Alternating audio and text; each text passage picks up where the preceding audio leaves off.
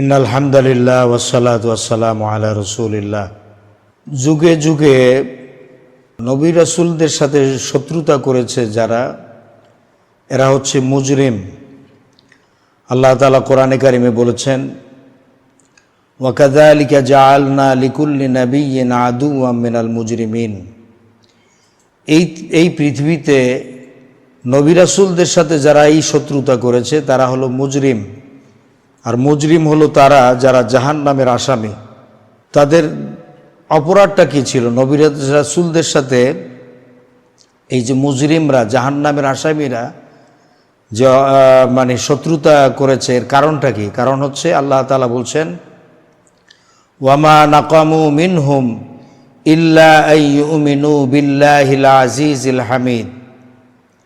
অপরাধ হচ্ছে একটাই, যে তারা আল্লাহর জমিনে আল্লাহর দ্বীন প্রতিষ্ঠা করতে চেয়েছে, আসমানি কিতাব আল্লাহর হুকুম আহকামকে এস্টাবলিশ করতে চেয়েছে। এটাই হচ্ছে অপরাধ। আর এই মুজরিমদের পরিচয় আল্লাহ তাআলা তুলে ধরেছেন কোরআনে কারিমে, যে ইন্নাল্লাযীনা আজরামু কানু মিনাল্লাযীনা আমানু ইয়াদহাকুন। মুজরিমদের বৈশিষ্ট্য হলো, এই জাহান্নামের আসামি যারা, এদের বৈশিষ্ট্যই হচ্ছে এরা মুমিনদেরকে দেখলে হাসাহাসি করে, টিটকারি করে, রাজাকার বলে গালি দেয়। হ্যাঁ, রাজাকার শব্দটা কোরআনে নাই, কিন্তু আল্লাহ তাআলা বলছেন ইয়াদহাকুন, হাসাহাসি করে, টিটকারি করে। তো আমাদের সমাজে যেটা সাধারণত মুজরিমরা যেটা করে থাকে, রাজাকার বলে গালি দেয়, তারপরে যুদ্ধাপরাধী, ধর্মান্ধ, মৌলবাদী, সেকেলে বিভিন্ন ধরনের কথাবার্তা বলে তুচ্ছতাচ্ছিল্য করে। ওয়াইদা মাররু বিহিম ইয়াতাগামাজুন। আল্লাহ তাআলা বলেন যে মুজরিমদের আরেকটা বৈশিষ্ট্য হলো, এরা যখন মোমেন বান্দাদের কাছ থেকে হেঁটে যায়, পাশ দিয়ে যায়, তখন চোখে টিপ মারে, বলে যে এই যে যাইতেছে মৌলবাদী। তো এভাবে করে টিটকারি করে। এরপর আল্লাহ তাআলা বলছেন, ওয়াইদা ইনকালাবু ইলা আহলিহিম ইনকালাবু ফাকিহিন। এরা যখন একত্রিত হয়, এদের ফ্যামিলির লোকের সাথে বা এদের সাংগঠনিক লোকের সাথে একসঙ্গে যখন বসে, তখন এরা হাসাহাসি করে, খুব আনন্দ ফুর্তি করে, যে দিছি, হ্যাঁ দিছি অমুকেরে, অমুক দলেরে বা অমুক নেতারে বা অমুক আলেমকে একেবারে ফাঁসিতে ঝুলাই দিছি, হত্যা করেছি। হত্যা করবা এই যে ছলে বলে কৌশলে আদালতের নাম দিয়ে, মহামান্য আদালত, মহামান্য আদালতের নামে যে সমস্ত কুকর্ম করে, তো আপনারা সবাই দেখতে পাচ্ছেন। আসলে কি আদালত আছে? একটু হইলে কি আদালত অবমাননা। এই ভণ্ডামি কথাবার্তা যারা বলে, তাদেরকে একেবারে মুরা পিসা চেনেন আপনারা? মুরা পিসা দিয়ে পিটাইয়া একেবারে পিঠ চাপটা করে দেওয়া উচিত, জুতা পিটা করা উচিত। মহামান্য আদালত, বাট আদালত আছে? এই দেশে তো আদালত বলতেই কিচ্ছু নাই, তো মহামান্য পাইছো কোথায়? অসভ্য শয়তানের গোষ্ঠীরা, কোথায় পেয়েছো আদালত?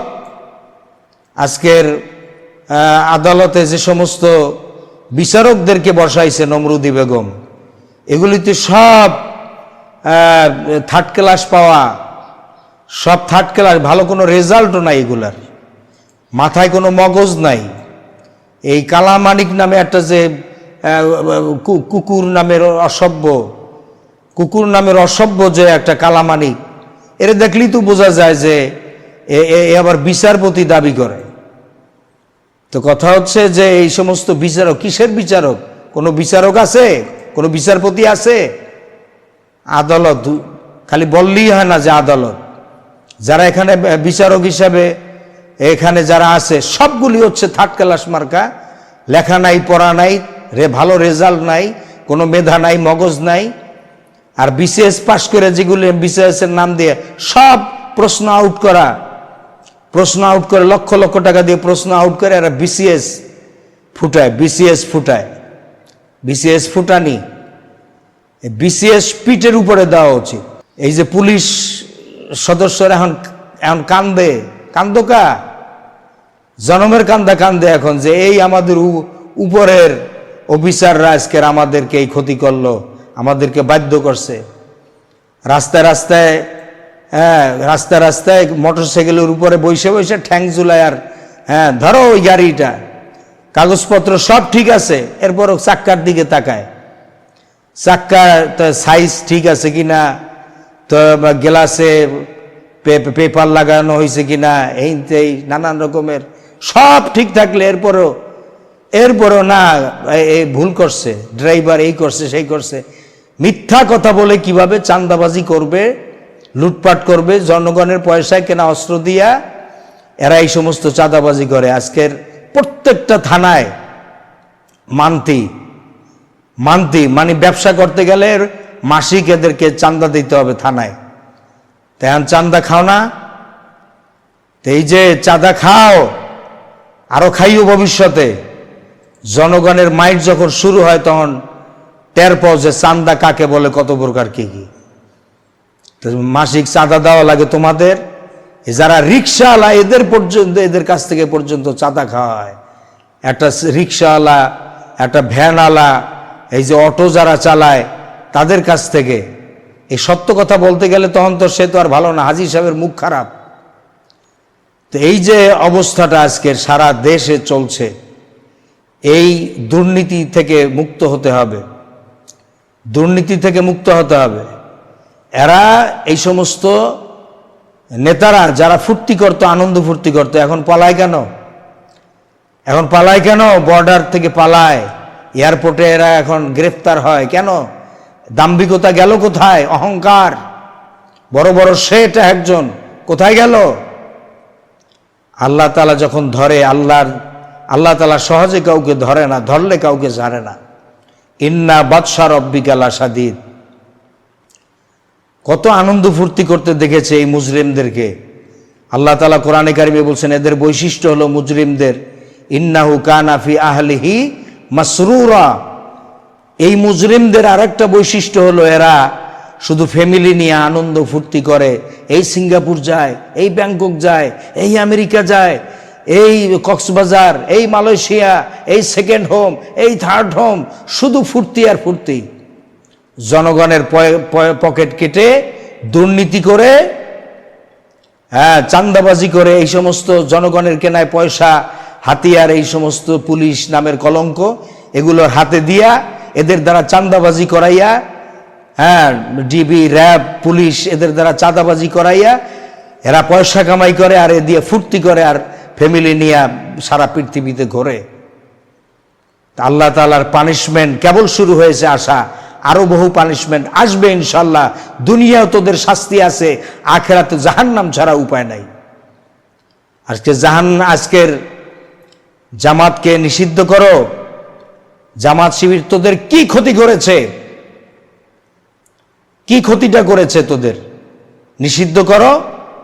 কি ক্ষতি করেছে? জামাত শিবির কারো ক্ষতি করে নাই। 1971 সালে এদেশ স্বাধীন ছিল। 1971 সালে এটা পরাধীন ছিল না, স্বাধীন ছিল। এই স্বাধীন দেশ যাতে পরাধীন না হয় এই জন্য জামাত কথা বলেছিল, অন্য আর কিছুই করে নাই। আজকে তো আমরা পরাধীন, কাঁটাতারের বেড়া দিয়ে চতুর্দিক থেকে আমাদেরকে আজকের জেলখানার ভিতরে আটকায় রেখেছে। এর বিরুদ্ধে কথা বলেছিল।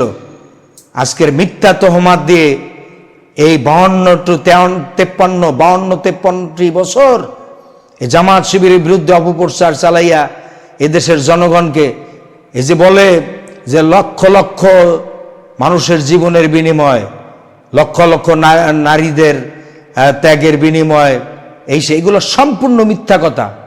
তখন মানুষ ছিল কতজন এই বাংলাদেশে? তখন মানুষই ছিল মাত্র 7 কোটি। প্রত্যেকটা গ্রামের হিসাব নেন যে কয়জন মানুষ মারা গেছে। একটা কথা উঠাই দিছে আর অমনে সেইটা একেবারে সবাই গিলতে আছে সমানে। মিডিয়ায় এমন গিলাইছে, এখন সবাই বলে লক্ষ লক্ষ মানুষের জীবনের বিনিময়। এগুলো সম্পূর্ণ মিথ্যা কথা, সম্পূর্ণ মিথ্যা কথা। 1971 সালে যুদ্ধ হয়েছে কার সাথে? ভারতের সাথে হয়েছে আর পাকিস্তানের সাথে হয়েছে, আর কারোর সাথে না। সুতরাং এই সমস্ত ভণ্ডামি কথাবার্তা বাদ দেন। হ্যাঁ, জামাতকে নিষিদ্ধ করা হয়। আজকে নিষিদ্ধ জামাত হয় নাই, আল্লাহ তাআলা তোদেরকে নিষিদ্ধ করেছে। তোরা আজকের দেশ ছাড়া হয়েছ, বেশি দিন সময় লাগে না, 1 সপ্তাহের মাথায় আল্লাহ তাআলা তোদেরকে নিষিদ্ধ করে এই বাংলাদেশ থেকে তোদেরকে আল্লাহ তাআলা আউট করে দিয়েছেন। এই দেশের মাটি তোদের কপালে আর জড়বে না, ইল্লা মাশাআল্লাহ। নিষিদ্ধ তোরা হয়ে গিয়েছিস, আর এই দেশের মাটিতে আর তোদের স্থান হবে না, জায়গা হবে না, আল্লাহ চাহে তো। সুতরাং নিষিদ্ধ, ভালো ভালো মানুষদেরকে নিষিদ্ধ করতে চাও, আল্লাহ তাআলা বলছেন ইন্না কাইদি মাতিন, আমার কৌশল অত্যন্ত মজবুত।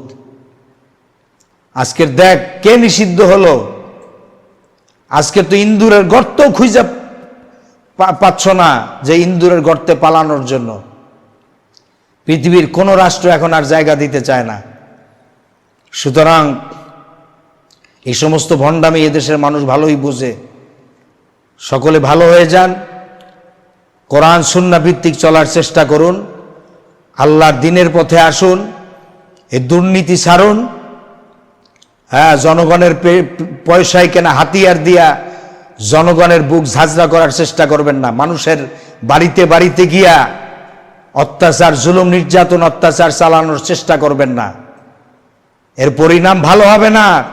জনগণ পাড়াইয়া তোদেরকে দুনিয়া থেকে সব শেষ করে দিবে।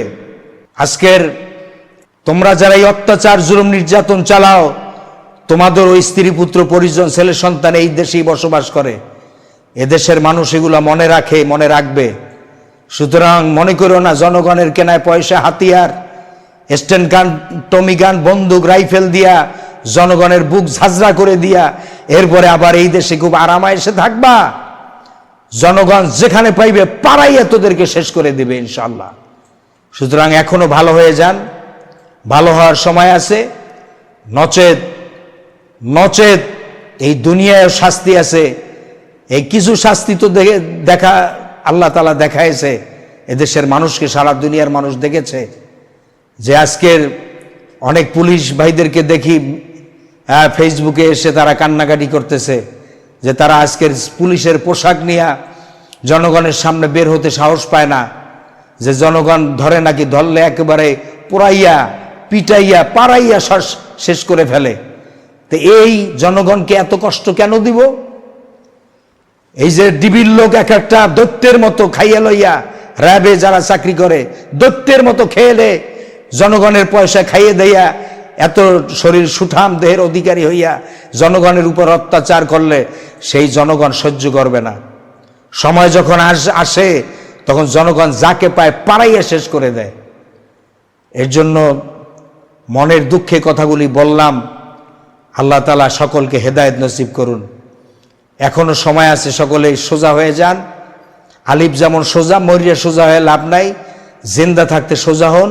আল্লাহ তাআলা তৌফিক দান করুন, আমিন। আসসালামু আলাইকুম ওয়া রাহমাতুল্লাহি তাআলা ওয়া বারাকাতুহু।